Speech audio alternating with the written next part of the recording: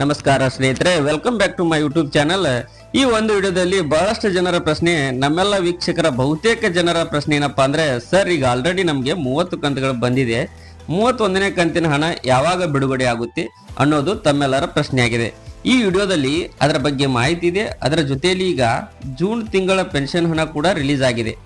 April, May ಮತ್ತು June 3 ತಿಂಗಳ pension ಹಣ ರಿಲೀಸ್ ಆಗಿದೆ, ಜಮಾ ಆಗ್ತಾ ಇದೆ. ಎಷ್ಟೋ ಜನರಿಗೆ ಬಂದಿದೆ. ಜೂನ್ ತಿಂಗಳ ಪೆನ್ಷನ್ ಹಣ ಏಪ್ರಿಲ್, ಮೇ ಎಷ್ಟೋ ಜನರಿಗೆ ಬಂದಿರಬಹುದು. ಈ ಎಲ್ಲ ವಿಚಾರಗಳ ಬಗ್ಗೆ ಕಂಪ್ಲೀಟ್ ಇನ್ಫಾರ್ಮೇಷನ್ನ ಈ ವಿಡಿಯೋದಲ್ಲಿ ದಯವಿಟ್ಟು ಯಾರೆಲ್ಲ ವಿಡಿಯೋ ನೋಡ್ತಾ ಇದ್ದೀರಾ, ಬಹುತೇಕ ಜನರು ಸಬ್ಸ್ಕ್ರೈಬ್ ಮಾಡದೆ ವಿಡಿಯೋ ನೋಡ್ತಾ ಇದ್ದೀರಾ, ಪ್ಲೀಸ್ ದಯವಿಟ್ಟು ಸಬ್ಸ್ಕ್ರೈಬ್ ಮಾಡ್ಕೊಳ್ಳಿ. ಹಾಗೆ ಎಲ್ಲರೂ ವಿಡಿಯೋಗೊಂದು ಲೈಕ್ ಕೊಡೋ ಮೂಲಕ ಸಪೋರ್ಟ್ ಮಾಡಿ, ಓಕೆನಾ. ಮೊದಲನೇದಾಗಿ ನಿಮಗೆ ಗೊತ್ತೇ ಇದೆ, ಆ 30ನೇ ಕಂತಿನ ಬಿಡುಗಡೆ ಸಂದರ್ಭದಲ್ಲಿ, ಓಕೆನಾ, ಗೃಹಲಕ್ಷ್ಮಿ 30ನೇ ಕಂತಿನ ಬಿಡುಗಡೆ ಸಂದರ್ಭದಲ್ಲಿ ಸ್ವತಃ ಸಚಿವ ಲಕ್ಷ್ಮೀ ಹೆಬ್ಬಾಳ್ಕರ್ ಮೇಡಮ್ ಅವರು ಹೇಳಿದರು, ನಾವು 30 ಕಂತಿನ ಜೊತೆಯಲ್ಲಿ 31ನೇ ಕಂತಿನ ಹಣ ಕೂಡ ಮಹಿಳಾ ಮತ್ತು ಮಕ್ಕಳ ಅಭಿವೃದ್ಧಿ ಇಲಾಖೆಗೆ ಆರ್ಥಿಕ ಇಲಾಖೆಯಿಂದ ಪಡೆದುಕೊಂಡಿದ್ದೇವೆ. ನಾವು ಪ್ರತಿ ತಿಂಗಳು ನಾವು ರಿಕ್ವೆಸ್ಟನ್ನು ಆರ್ಥಿಕ ಇಲಾಖೆಗೆ ಕಳಿಸ್ತೀವಿ. ಅವರು 2-2.5 ಸಾವಿರ ಕೋಟಿ ಹಣ ಪ್ರತಿ ತಿಂಗಳು ನಮ್ಮ ಮಹಿಳಾ ಮತ್ತು ಮಕ್ಕಳ ಅಭಿವೃದ್ಧಿ ಇಲಾಖೆಗೆ ಅವರು ಟ್ರಾನ್ಸ್ಫರ್ ಮಾಡ್ತಾರೆ.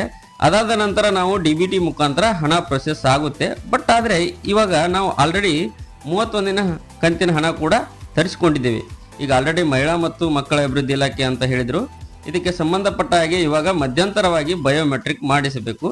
ಮಹಿಳೆಯರು ಬಯೋಮೆಟ್ರಿಕ್ ಅನ್ನು ಮಾಡಿಸಬೇಕು. ಕಾರಣ ಏನಪ್ಪಾ ಅಂದರೆ, ಸಾಕಷ್ಟು ಮಹಿಳೆಯರಿಗೆ, ಬಹಳಷ್ಟು ಮಹಿಳೆಯರಿಗೆ ಅವರು ತೀರ್ಕೊಂಡಿದ್ರು ಸಹ ಅಂಥವ್ರ ಖಾತೆಗೂ ಸಹ ಹಣ ಹೋಗ್ತಾ ಇರೋದ್ರಿಂದ ಇದನ್ನು ತಡೆಗಟ್ಟುವ ಉದ್ದೇಶದಿಂದ ಬಯೋಮೆಟ್ರಿಕ್ ಅನ್ನು ಮಾಡಿದರೆ ಎಲ್ಲರಿಗೂ ಸಹ ಬಂದು ಯಾವುದೇ ನಾಗರಿಕ ಸೇವಾ ಕೇಂದ್ರಕ್ಕೆ ಹೋಗಿ ನಿಮ್ಮ ಆಧಾರ್ ಕಾರ್ಡನ್ನು ತೆಗೆದುಕೊಂಡು ಹೋಗಿ ಬಯೋಮೆಟ್ರಿಕ್ ಅನ್ನು ಕೊಡಬೇಕಾಗುತ್ತೆ, ಓಕೆನಾ.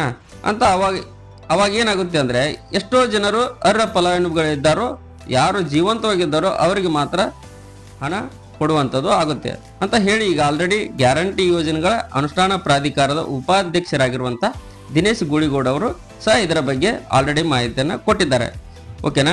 ಹಾಗಾಗಿ ಈಗ ಬಿಡುಗಡೆ ಹಂತಕ್ಕೆ ಬಂದಿರೋ ಹಣ ಕೂಡ ಯಾಕೆ ಡಿಲೇ ಮಾಡ್ತಾ ಇದ್ದಾರೆ ಅಂತ ಗೊತ್ತಾಗ್ತಾ ಇಲ್ಲ.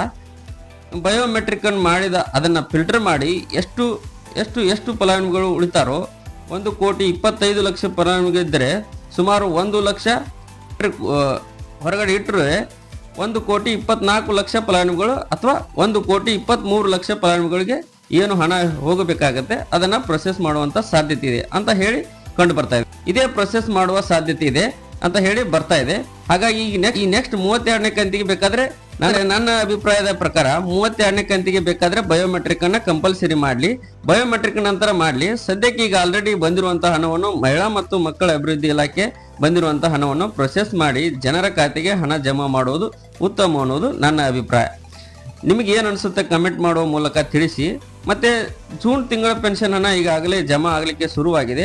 ಇವತ್ತು ಬೆಳಗ್ಗೆ ನಾನು ಕಮ್ಯುನಿಟಿ ಪೋಸ್ಟ್ ಹಾಕಿದಾಗ ಸುಮಾರು 46% ಜನ ಜಮಾ ಆಗಿದೆ ಅಂತ ವೋಟ್ ಮಾಡಿದ್ದಾರೆ. ಇನ್ನೂ ಆಲ್ಮೋಸ್ಟ್ ಒಂದು 40% ಜನರಿಗೆ ಹಣ ಜಮಾ ಆಗಿದೆ.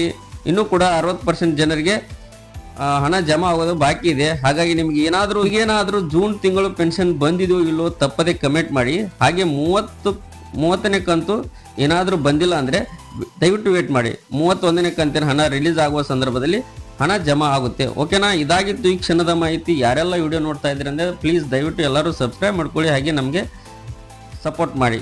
Thank you.